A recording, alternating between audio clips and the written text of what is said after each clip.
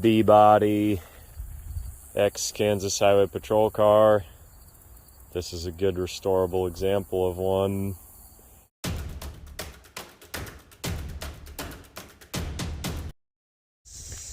Out in southeast Kansas today, heard about a property with some vehicles and they're cleaning up. Place has been purchased and stuff's been pretty well hauled off for scrap, and a lot of it wasn't really that great. There was a fire that came through here and burned all the cars that were anything, but there's one that's still unscathed, and it's kind of a special piece. 77, I believe, Plymouth. They call this the Small Fury.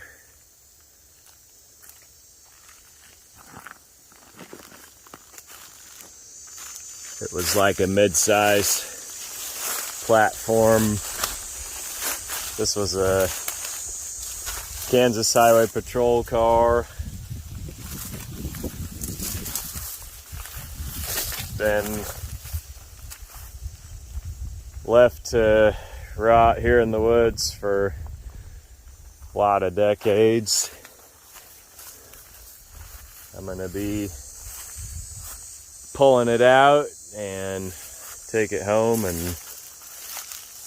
see what happens from there.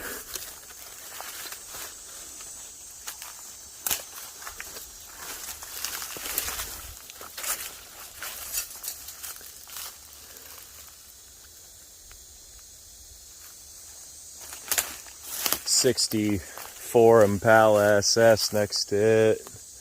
Unfortunately, victim of the fire. There's an awful lot made for these cars as far as reproduction parts. Kind of got a steep hill to climb after they've been burned. That fire's very corrosive. They've offered this one to me, and I'll have to kind of think it over. Today, the focus is the old Fury. I've brought tires. You guys have seen before on the channel, dragging them out of the woods, so come along, and we got another one coming home from the woods today.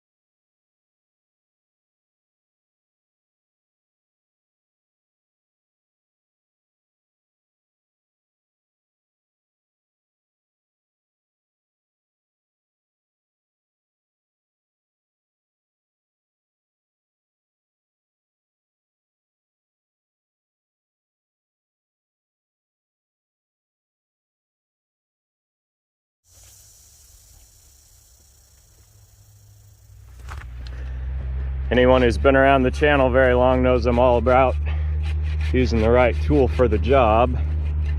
And this is sort of like carpentry.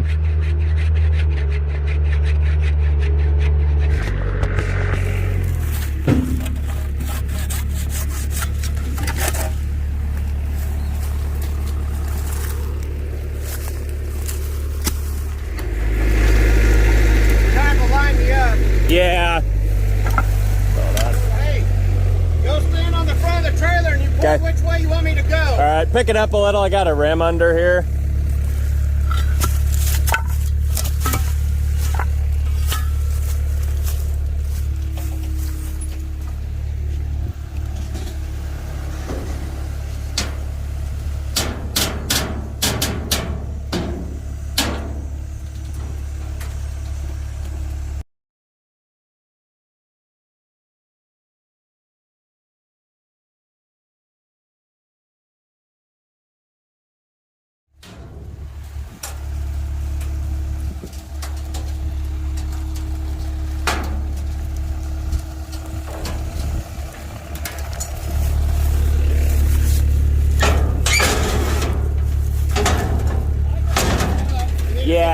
Yeah, just a little.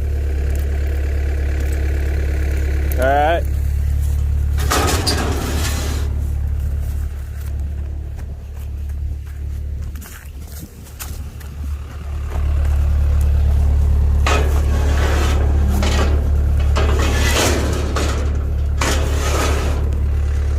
Ready? Yep. That's good right there. Water down. Yeah. Yeah, that truck's really soft in the back, so.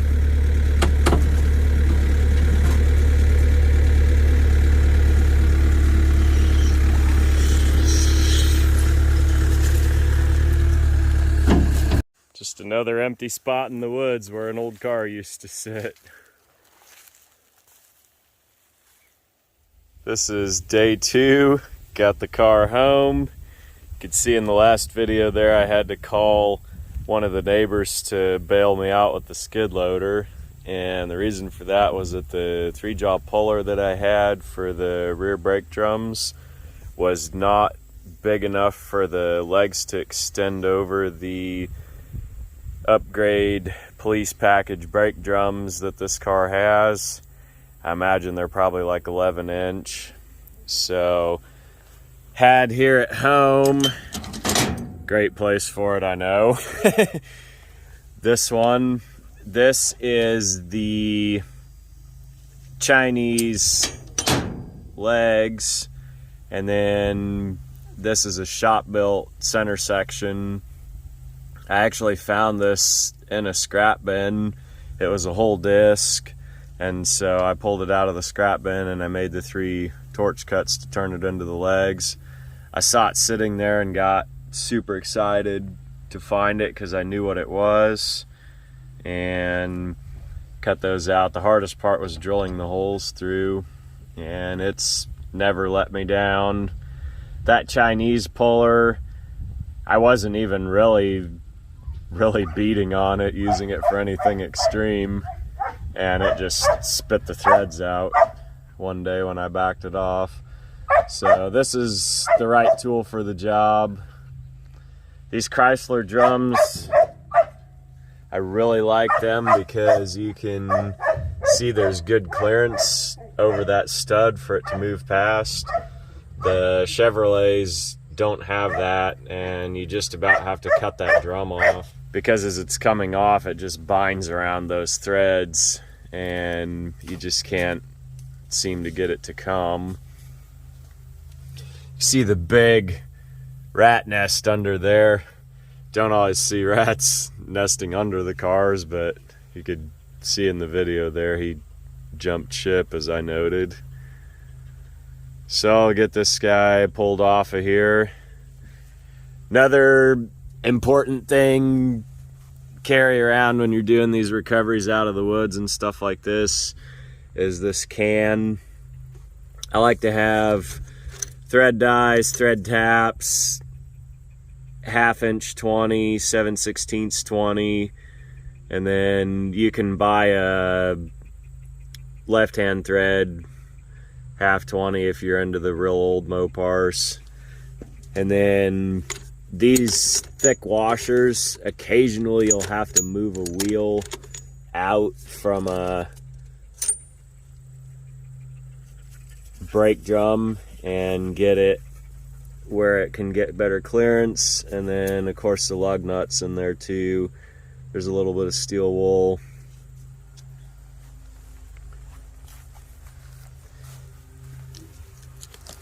Another piece that's really helpful is this thread file. Occasionally when a spindle nut is taken off, sometimes those threads can get damaged, and so it's important to be able to clean them up and dress them to get that nut to start like it's supposed to. And you can also use these for lug studs too if you want, because it's a 20 pitch thread. Pancake, you just got to get that ball, don't you?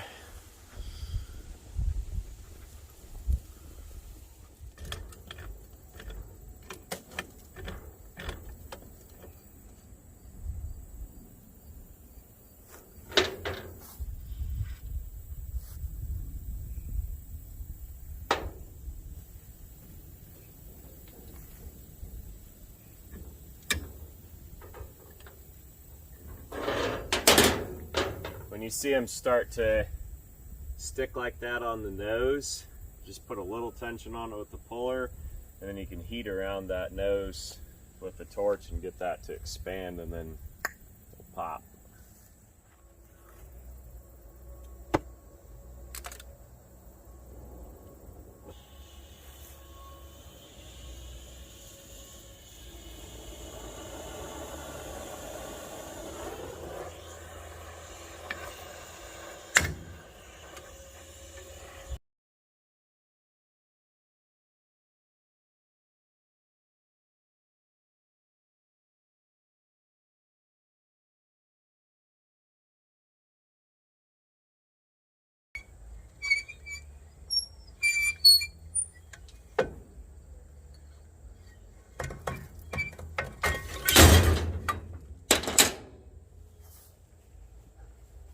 This old car didn't come with keys, which is par for the course on one of these.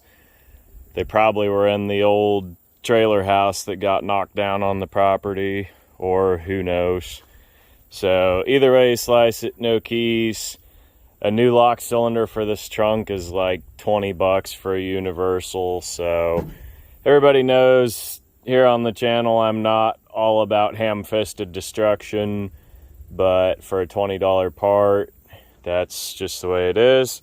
So grab a screwdriver you don't care about. This one you see pretty used up. So there's a piece of stainless. I like to pop that loose because that stainless is hard and that zinc pot metal inside is soft. So usually these pieces will just kind of fly right off there. This one's not, so I'm splitting it open. Get a space for that drill bit to go, and then just start drilling.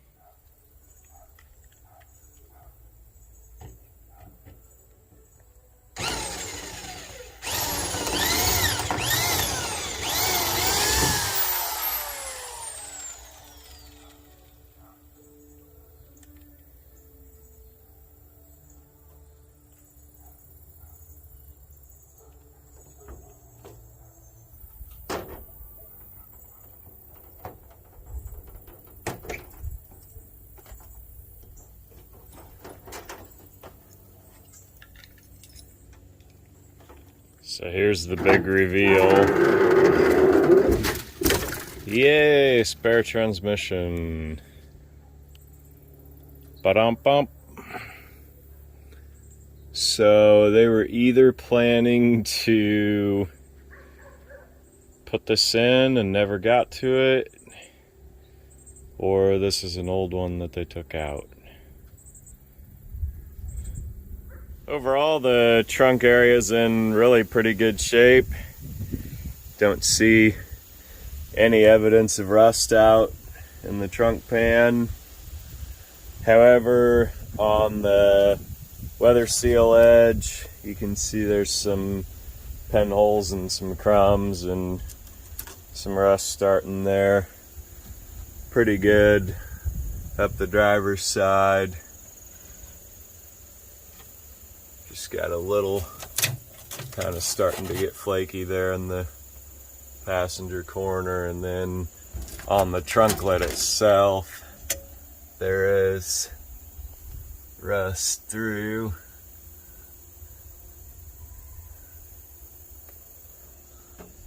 The rest of the panel really pretty good shape, so something that could be worked and patched.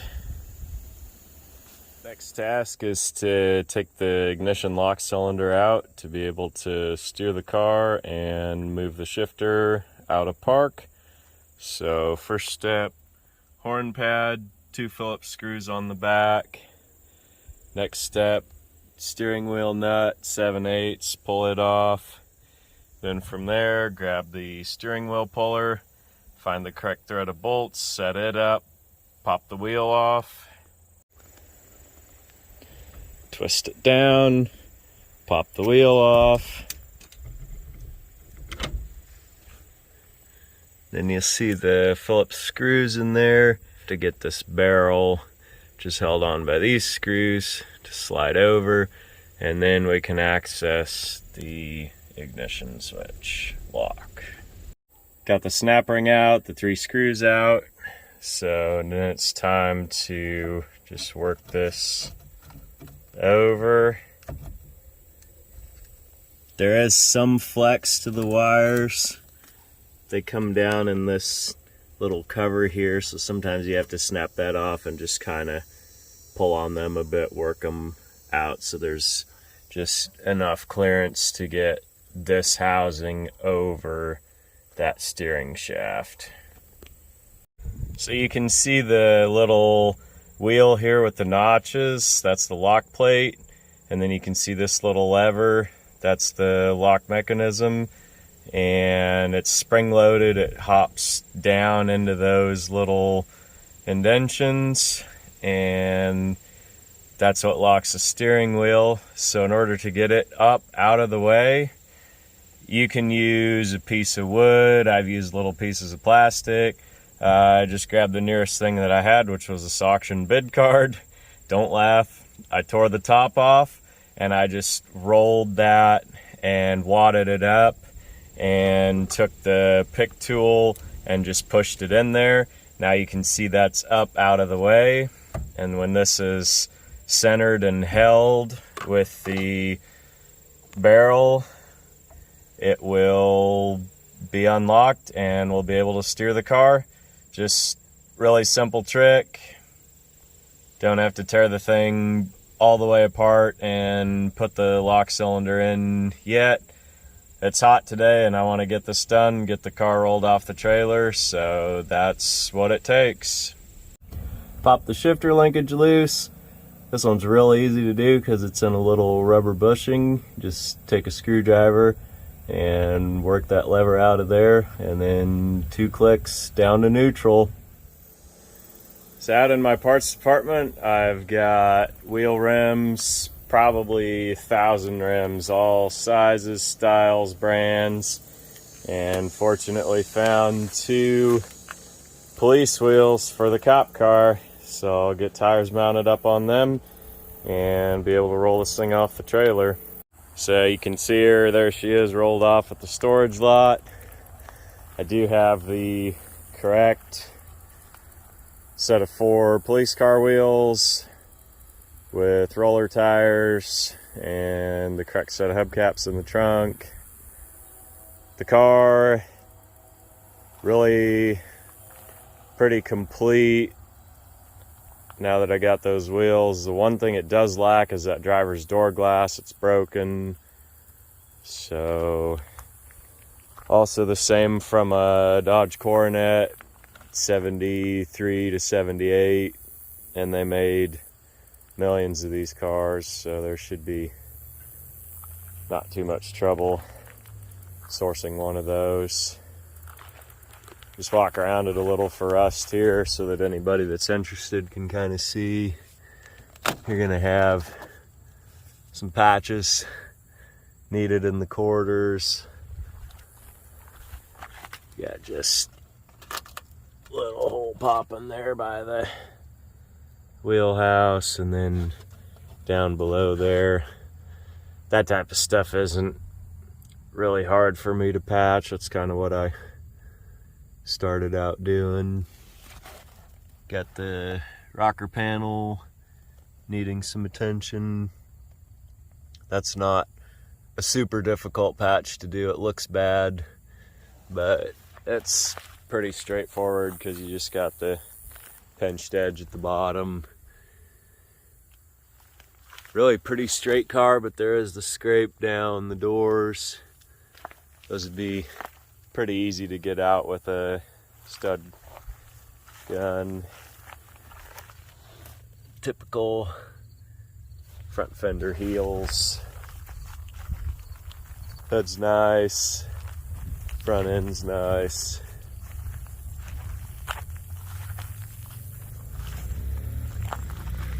Other fender looks about the same. A patch is a patch.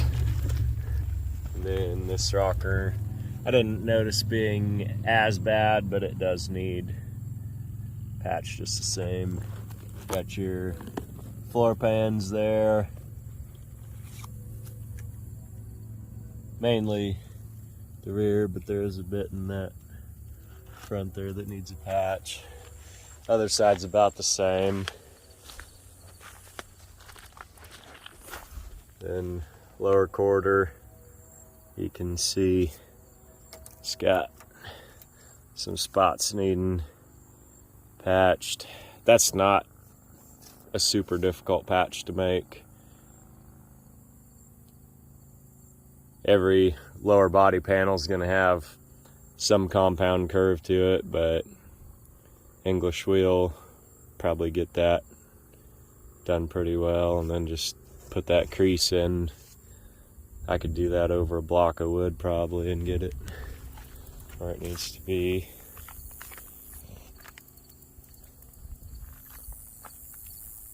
Overall, for a car 45 years old, it's pretty decent, really. These cars were used for work, so they got beat up, torn up. That is just kind of how it is. What's left, even if it's getting kind of ratty, is what we have, so that's what we got around to restore. Shows 15,000 on the odometer, which is probably 115. This car was probably sold out of a fleet with probably 80,000 miles, who knows. There were some difficulties back in those days with sourcing police cars, because every year the California Highway Patrol, they would do a test of what was available for police packages, and there were some years there in the smog era, malaise era, whatever you want to call it, where they actually did not have a better performing car in the new current model years in the 70s, and so they kept around what they had for a while and used some of them 8, 9, 10 years without replenishing what they had. So this car does turn. I put a wrench on the crank there. It is a 400, at least by the VIN, which I don't have any reason to think that's not the original engine, but who knows. Always wish it could be a 440, but it is what it is. Old Mopar cop car, and it does turn over. So had a young friend of mine that's been kind of interested in doing some Willet runs, and this is one that would be prime fodder for that, given schedules and times that work out for that. So thank everybody for stopping by the channel again, and if anybody's in the market for a B-body ex-Kansas Highway Patrol car, this is a good restorable example of one. I like it. I'm just not like really over the moon about it. My wife already has a 78, and so just kind of don't need a second one. And I really like my 69 to 73 C bodies, and probably be focusing more on them at this point.